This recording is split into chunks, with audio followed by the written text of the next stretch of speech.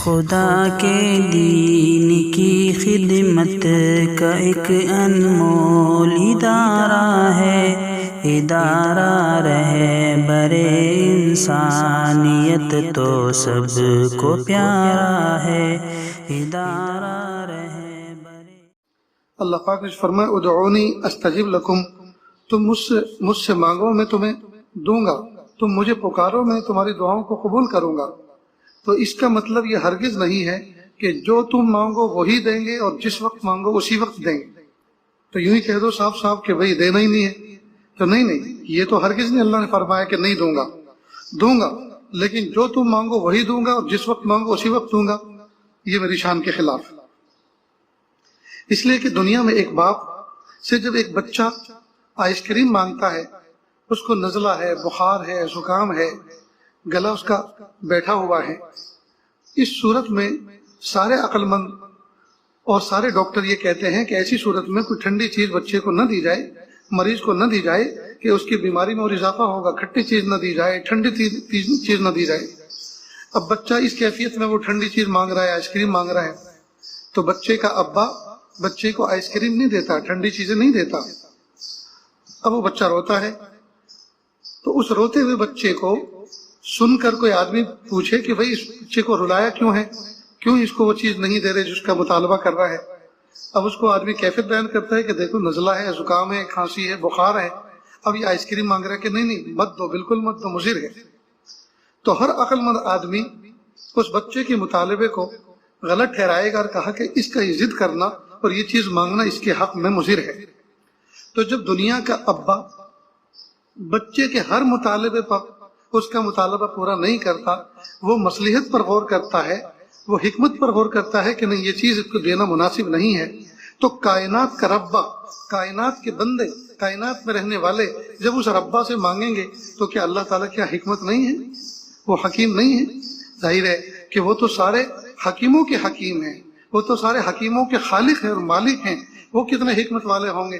لہذا جب بچہ کوئی چیز مانگتا ہے جو اس کے حق میں مضر ہوتی ہے اور باپ سمجھتا ہے کہ مناسب نہیں ہے، تو باپ نہیں دیا کرتا بلکہ اس سے کوئی بہتر چیز دیتا ہے۔ ٹھیک اسی طرح بندہ جب اللہ سے کوئی چیز مانگتا ہے اور وہ چیز اللہ کے علم میں بندے کے حق میں مضر ہو تو وہ چیز نہیں دیا کرتے، اس سے بہتر کوئی چیز دیا کرتے ہیں۔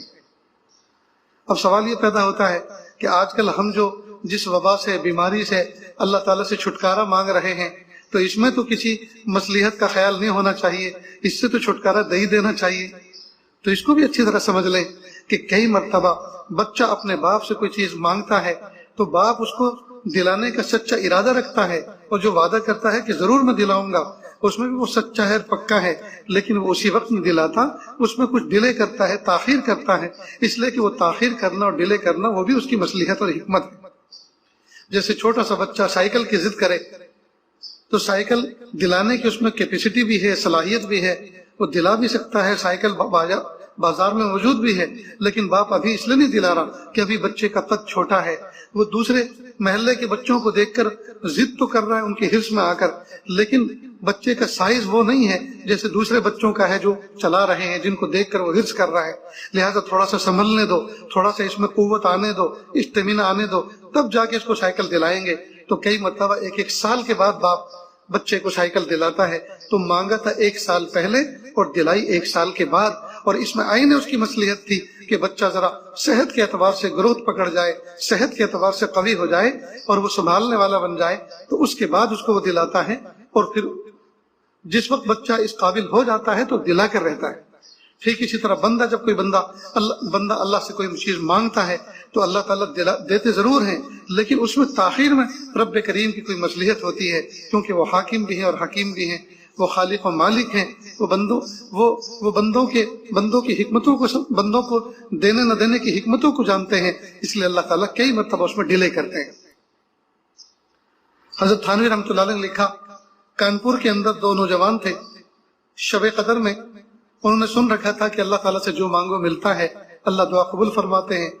تو ایک ڈھیلے کو لے کر، مٹی کا بڑا سا ڈھیلا لے کر اس کے اوپر انہوں نے رومال ڈھانپ دیا اور لے کر رات بھر دعا کرتے رہے، اللہ اس ڈھیلے کو سونے کا بنا دے، اللہ اس ڈھیلے کو سونے کا بنا دے، اللہ اس ڈھیلے کو سونے کا بنا دے۔ فجر کی اذان ہوئی تو رات کے اختتام کا گویا مؤذن نے اعلان کر دیا کہ رات ختم ہو چکی، فجر کی اذان دی. تو اب انہوں نے دھیرے سے وہ رومال اٹھا کے دیکھا تو ڈھیلا کا ڈھیلا ہی نکلا، وہ سونے کا تو بنا نہیں. تو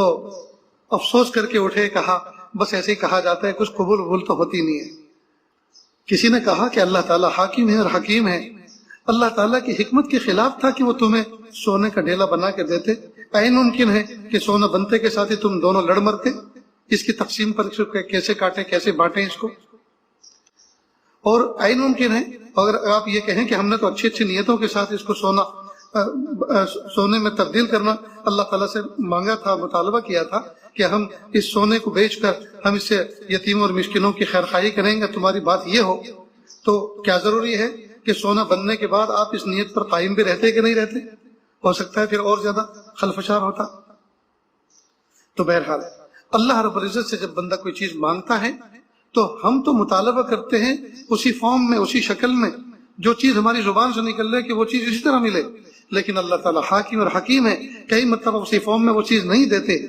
اسی انداز میں وہ چیز نہیں دیتے. اللہ تعالیٰ اپنی حکمت والی شان ظاہر فرماتے ہیں، اور نہ جانے اس دعا کے بدلے میں کیا کیا چیزیں اور کس کس طرح اور کس کس موقع پہ عطا فرماتے ہیں، کتنی مصیبتیں دور فرماتے ہیں، کتنی نعمتیں عطا فرماتے ہیں، کتنا رزق دیتے ہیں، کتنے حادثات سے بچاتے ہیں، اور کتنی عزتوں کے فیصلے کرتے ہیں دنیا میں بھی اور آخرت میں بھی. اس کو کون جانتا ہے، اس کی طرف کس کی نظر جاتی ہے. تو ہمیں چاہیے کہ ہم عاجزی کے ساتھ اللہ کے سامنے دعا کرنے والے بنے، اپنی ضرورتوں کو اللہ کے سامنے پیش کرنے والے بنے جی. اور اللہ تعالیٰ اپنے بندوں پر 70 ماہوں سے زیادہ مشفق و مہربان. ادارہ رہے برے انسانیت تو سب کو پیارا